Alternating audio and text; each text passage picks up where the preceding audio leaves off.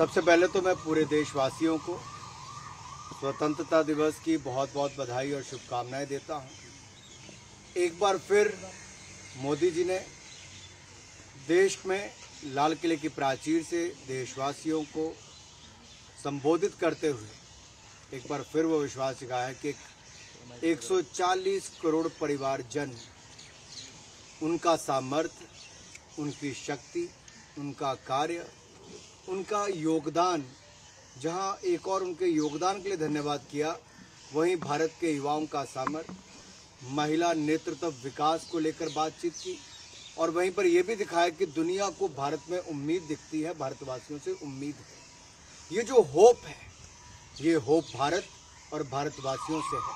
और उन्होंने एक बार फिर बताया कि हमें जहां अगले 25 सालों में भारत को विकसित राष्ट्र बनाना है, भारतवासियों के अपने सामर्थ्य, उसके बलबूते पर हमें देश को आगे लेकर जाना है। वहीं पर 3 बुराइयों से, भ्रष्टाचार, परिवारवाद और तुष्टीकरण, इससे भी लड़ना है, इससे मुक्त भी कराना है। और जिस तरह से माननीय प्रधानमंत्री जी ने कहा कि पिछले 9 वर्षों में जो कार्य हुए वो अभूतपूर्व है, लेकिन अभी तो वो नींव रखी है एक विकसित भारत बनाने की। तो कहीं ना कहीं उन्होंने ये भी दिखा दिया कि 10वें नंबर से 5वें नंबर की अर्थव्यवस्था देशवासियों के आशीर्वाद से और उनके सहयोग से बनाया है। और जब अब मोदी जी अपनी तीसरी टर्म की शुरुआत करेंगे तो भारत को तीसरी सबसे बड़ी अर्थव्यवस्था भी बनाएंगे। तीसरी सबसे बड़ी अर्थव्यवस्था बनना, भारत की ताकत बढ़ना, और जब भारत की आमदन और ताकत बढ़ती है तो सबसे बड़ा लाभ गरीब और मध्यम वर्ग को होता है, क्योंकि गरीब के लिए उतनी ही गरीब कल्याण की योजनाएं चलती हैं। इसीलिए अलग अलग डिपार्टमेंट से बनाए गए कोऑपरेटिव मंत्रालय, सहकार से समृद्धि की बात की गई, फिशरीज डिपार्टमेंट ताकि मछुआरों को और बढ़ावा मिल सके, जल शक्ति यानी कि जल जीवन मिशन उसके माध्यम से चलाया तो 2 लाख करोड़ रुपये अब तक उसके ऊपर खर्च किया, हर घर को नल से जल देने का काम। इसी तरह से ही जो अन्य डिपार्टमेंट शुरू किए गए, स्किल डेवलपमेंट हो, तो आज केवल देश का ही नहीं दुनिया का सबसे बड़ा स्किल्ड मैन पावर भारत में हो, तो विश्वकर्मा जी के नाम पे योजना भी शुरू करने वाले हैं। प्रधानमंत्री ने कहा कि शिलान्यास भी हम ही करते हैं, उद्घाटन भी हम ही करते हैं। इसका सीधा संदेश कहीं कहीं ये माना जाए कि 2024 के बाद एक बार थर्ड टर्म में मोदी जी आ रहे हैं। देखिए, जो 40-40 वर्षों से लंबित योजनाएं थी, हमने उनको भी पूरा किया, और साथ ही साथ जो हम मोदी जी की सरकार में योजनाएं शुरू हुई उनका उद्घाटन भी अब तक 9 सालों में कर दिया है। और मोदी जी ने विश्वास भी दिला दिया कि जिनके शिलान्यास वो अब कर रहे हैं, अगली टर्म में उसका उद्घाटन भी वो करेंगे। और मणिपुर को लेकर उन्होंने बड़ी बात कही कि मणिपुर के साथ देश खड़ा है, मणिपुर में शांति वापस आ रही है, और ये शांति और विकास का सूर्योदय वापस मणिपुर में हो। और उसके साथ साथ एक बात उन्होंने बड़ी कही कि महिलाओं के प्रति अगर अत्याचार अपराध होता है तो समाज को और देश को शर्मसार करता है, अक्षम्य है, और ये माफ़ करने योग्य नहीं है। और इसके प्रति राज्य की सरकारों को भी कदम उठाने चाहिए। जहाँ तक मणिपुर की बात है, वहाँ पर भारत सरकार और राज्य की सरकार मिलकर कदम उठा रही है। हम चाहते हैं जल्द वहाँ पे और भी शांति हो। खड़गे साहब आज वहाँ पर उपस्थित नहीं थे, क्या लगता है कि प्रोटोकॉल के तहत आना चाहिए था? उन्होंने बोला कि नहीं था, लेकिन कांग्रेस मुख्यालय में वो थे और उन्होंने बोला। आपको लगता है कि राजनीति इस मुद्दे पर या इस दिन नहीं होनी चाहिए? देखिए, संवैधानिक संस्थाओं पर प्रहार करना ये कांग्रेस की एक आदत बन गई थी। इमरजेंसी लगाकर लोकतंत्र को कुचलना कांग्रेस ने करके दिखाया। कल देश की जनता को राक्षस कह के कांग्रेस ने बता दिया कि लोकतंत्र में जनता को कैसे देखते हैं।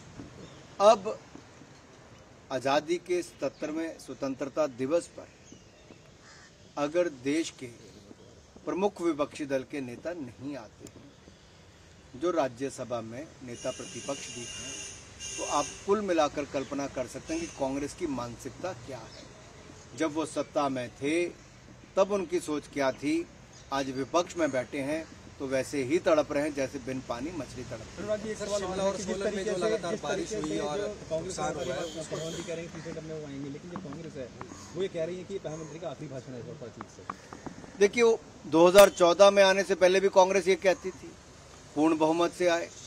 2019 से पहले भी कांग्रेस कहती थी, फिर मोदी जी पूर्ण बहुमत से आए। कांग्रेस के कहने से मोदी जी को वोट नहीं मिलता। ये जिनको वो राक्षस कांग्रेस कहती है, वो हमारी देवतुल्य लोकतंत्र की हमारी ये जनता, जिनको हम देवतुल्य मानते हैं, देवी देवताओं के समान मानते हैं, वो अपना आशीर्वाद देकर अपने बीच में से निकले हुए एक गरीब परिवार के बेटे को देश के प्रधानमंत्री के पद तक लाए। और मैं एक बार फिर कहता हूँ, कांग्रेस उनको कहती थी मौत का सौदागर, कांग्रेस उनको कहती थी बिच्छू, कभी कहती थी सांप, कहती थी तो नीच से लेके क्या नहीं कहा, लेकिन जनता ने बार बार कांग्रेस को करारा जवाब दिया है। इनका अहंकार और घमंड जनता ने तोड़ा है। और मैं इतना कहूंगा, घमंडिया गठबंधन का अहंकार और घमंड जनता एक बार फिर तोड़ेगी। जब उन्होंने कहा था कि चाय बेचने वाला नहीं चाहिए, तो लोगों ने देश बेचने वाली कांग्रेस को नकार दिया, ईमानदार चाय बेचने वाले को देश का प्रधानमंत्री बनाया था। एक बार फिर जनता ईमानदार नरेंद्र मोदी जी को ही चुनेगी। सर, हिमाचल उस पर रेड अलर्ट भी जारी किया हुआ था, काफी मुश्किलात हमीरपुर में भी, कांगड़ा में भी रेड अलर्ट है। हिमाचल प्रदेश में बहुत नुकसान हुआ है पानी के चलते, बारिश के चलते, आपदा की स्थिति जो बनी है उसमें हम सब लोग इकट्ठे मिलकर काम कर रहे हैं। राज्य में अलग अलग जगह पे मेरी भी बातचीत हुई है और हमने हर तरह की मदद देने की बात कही और दे भी रहे हैं। प्रधानमंत्री नरेंद्र मोदी जी, गृह मंत्री जी ने, दोनों ने ही वहाँ पर एनडीआरएफ की टुकड़ियाँ देने का वो भी काम किया। पहले 12 टुकड़ियाँ काम कर रही थी, बटालियंस वहाँ पे, और इसके साथ साथ जब जहाँ जहाँ एयरफोर्स की जरूरत थी वहाँ पे एयरफोर्स के हेलीकॉप्टर भी पहले भी लगाए गए, आगे भी जहाँ आवश्यकता होगी वो भी की जाएगी। मदद के रूप में सैकड़ों करोड़ रुपये पहले दे दिए गए, आगे और जो बनेगा वो भी भारत सरकार करेगी। आपदा की स्थिति में हम हिमाचल के साथ खड़े हैं। मोदी जी हिमाचल को अपना दूसरा घर मानते हैं और आपदा के समय उनके साथ खड़े हैं। नमस्कार, मैं हूं मानक गुप्ता। अगर आपको हमारा ये वीडियो पसंद आया हो तो इसे लाइक और शेयर जरूर करें, और हां, हमें सब्सक्राइब और फॉलो करना ना भूलें ताकि आप देश और दुनिया की कोई खबर मिस ना करें। तो जुड़े रहिए हमारे साथ और देखते रहिए न्यूज़ 24।